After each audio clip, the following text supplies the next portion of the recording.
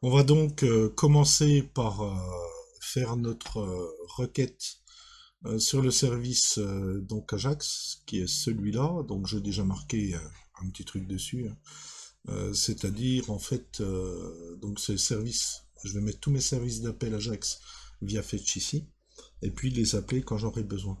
Alors évidemment, ne pas oublier quand on fait ce type de composable que d'exporter toutes les fonctions qu'on va créer pour pouvoir évidemment les importer dans les différentes vues. Si vous ne les exportez pas, elles ne seront pas utilisables dans les vues, donc ça c'est important. Alors chaque fonction que vous allez faire, évidemment, vous allez la faire précéder du mot-clé export pour qu'elle soit exportable. Voilà. Alors la première que je vais faire, en fait, c'est la promesse, puisque ce sont des promesses, hein, de recherche pour les villageois. Donc simplement la liste. Alors je vais l'appeler tout simplement, alors évidemment c'est une constante, je vais l'appeler get villageois. Donc c'est une fonction qui va être asynchrone, puisqu'on va faire une requête HTTP de type promesse. Et puis je vais écrire donc ma fonction. Donc première chose à faire, c'est écrire la requête Ajax via fetch, comme on le fait d'habitude. Donc pour ça, je vais créer une variable que je vais appeler RQ par exemple, et puis ici je vais entrer l'adresse où je vais aller chercher mes informations. Donc http https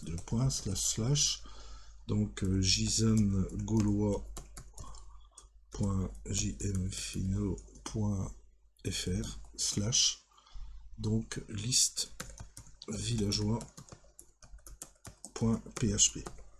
Voilà.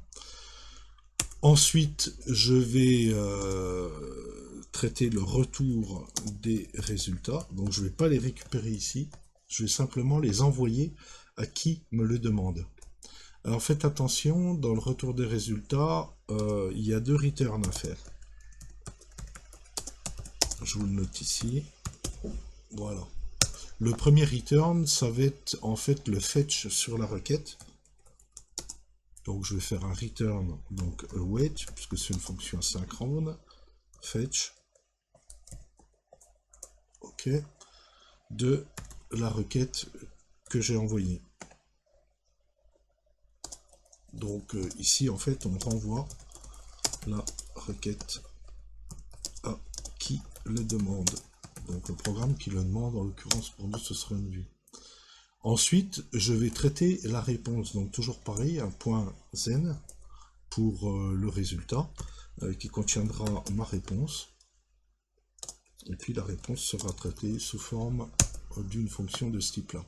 Et je retourne aussi la réponse en JSON. .json. Donc en fait, c'est semblable à ce qu'on avait fait précédemment en appelant directement. Et puis je mets aussi donc return du résultat en JSON. Ok. Une fois que j'ai fait ça, évidemment, je pourrais l'appeler pour l'effectuer par le biais d'une vue. Et puis évidemment, je vais faire un catch pour pouvoir traiter l'erreur si jamais j'ai une erreur d'adressage ou le serveur ne répond pas, etc., etc. Et puis comme d'habitude, évidemment, je vais dans mon cas d'erreur, je n'ai même pas besoin de faire une accolade ouvrante, fermante, si. Toc, je vais l'écrire sur une ligne. Je vais faire un throw error. C'est ce qu'on appelle lever une exception, hein, c'est-à-dire dire ben voilà j'ai une erreur donc je vais me débrancher là-dessus.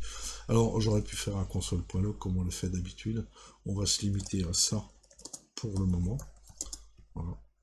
Et puis voilà, comme ça vous utiliserez cette façon de faire. Alors évidemment, ma requête telle qu'elle est, elle n'est pas utilisable, il faut que je l'appelle dans une vue, en l'occurrence dans la vue de mes villageois.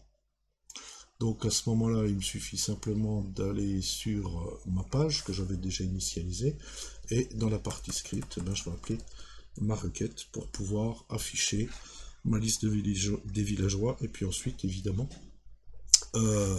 faire des calculs dessus.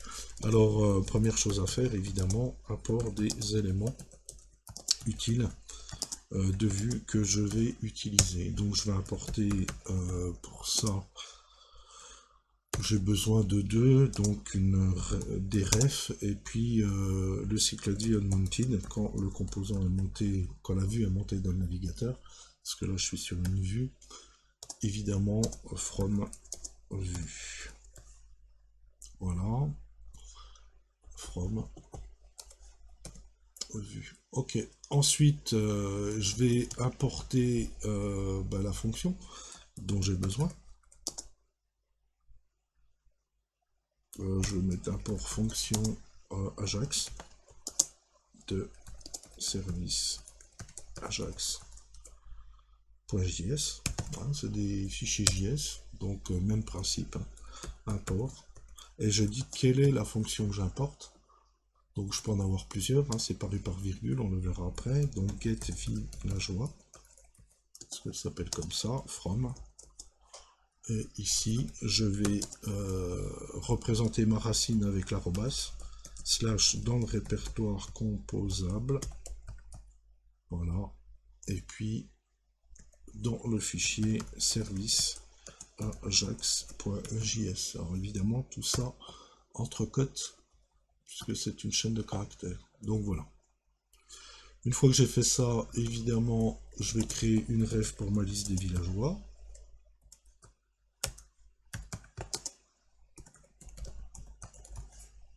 Donc une variable hein, que je vais appeler tout simplement liste villageois égale ref. Ok. Et puis ensuite, je vais faire le montage de la vue. Donc toujours le même principe, hein, onMounted. Ok, qui est asynchrone avec l'ouverture de onMounted. Et puis pensez à le faire. Moi je mets toujours fin de onMounted en commentaire pour pouvoir m'y repérer quand mes programmes commencent à devenir conséquents. Alors je vais appeler mon service Ajax.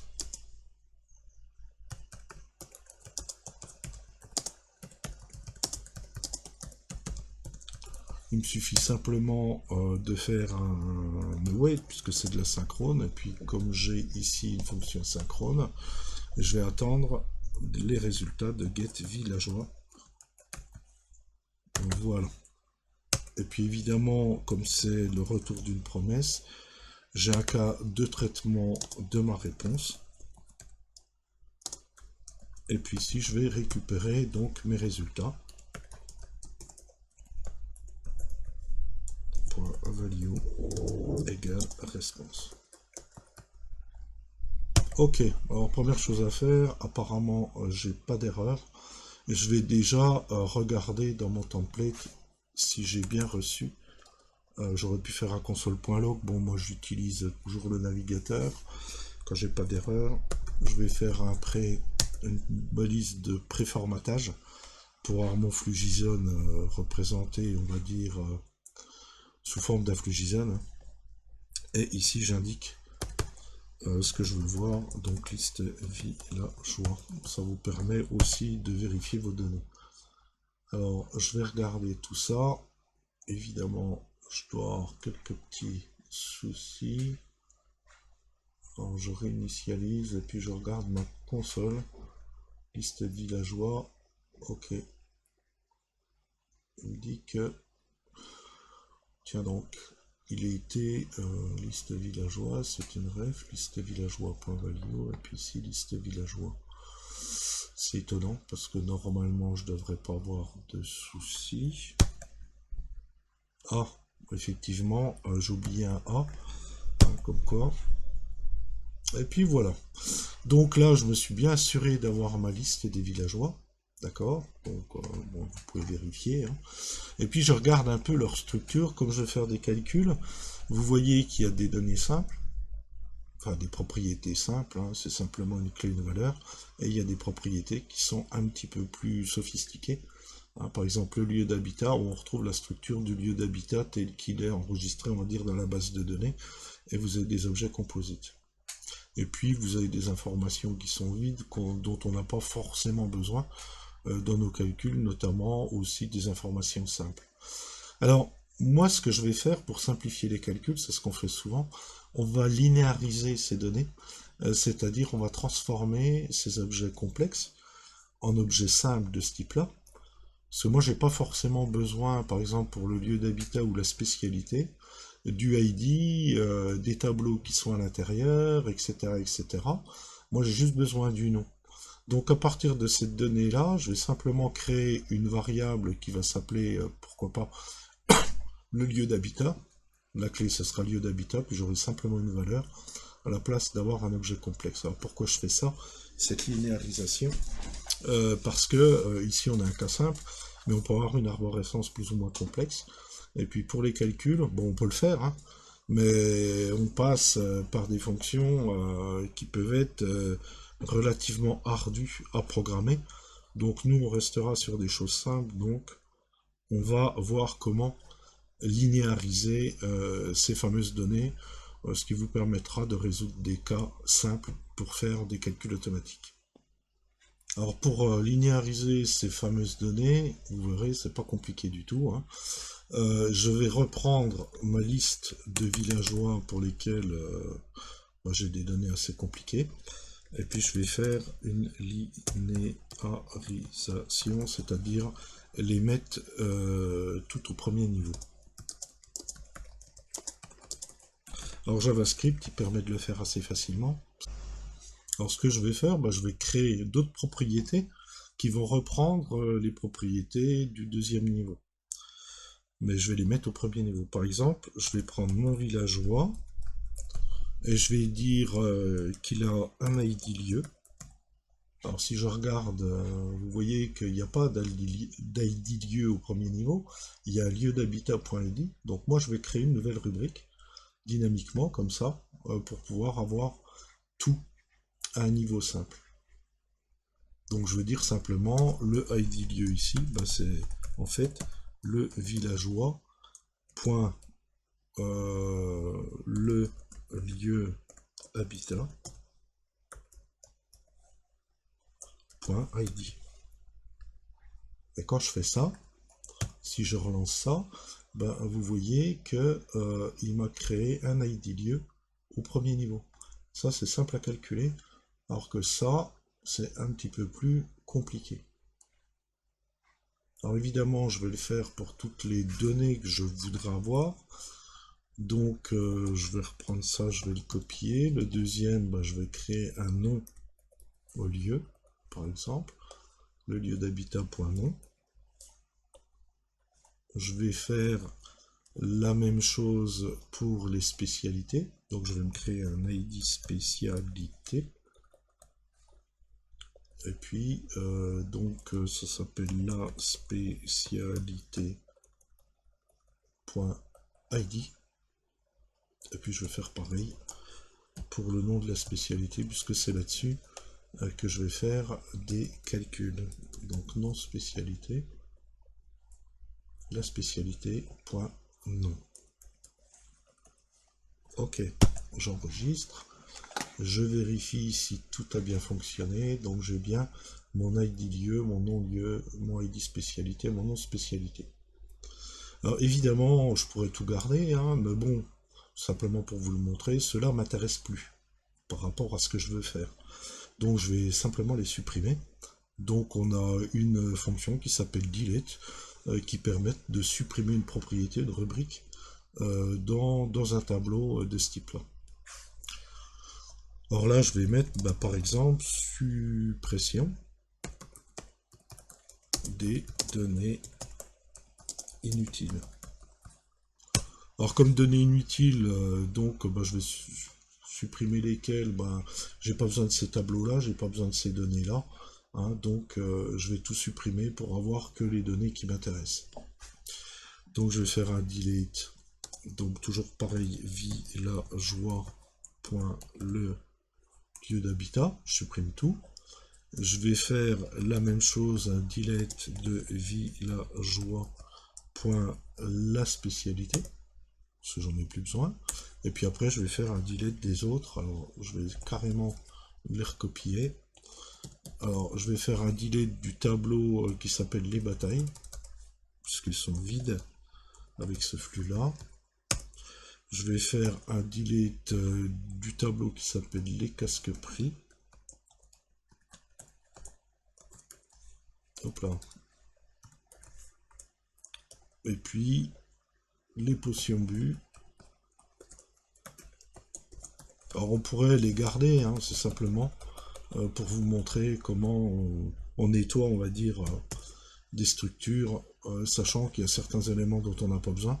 Quand on a des structures assez complexes, c'est plutôt intéressant, puisque ça nous permet de se focaliser sur les données dont on a réellement besoin. Donc voilà, j'ai supprimé tous les tableaux et puis les structures composites que j'avais. J'en ai pas besoin, et puis je gagne, on va dire, en visibilité, hein, évidemment, sur mon flux, en virant toutes les données qui ne m'intéressent pas.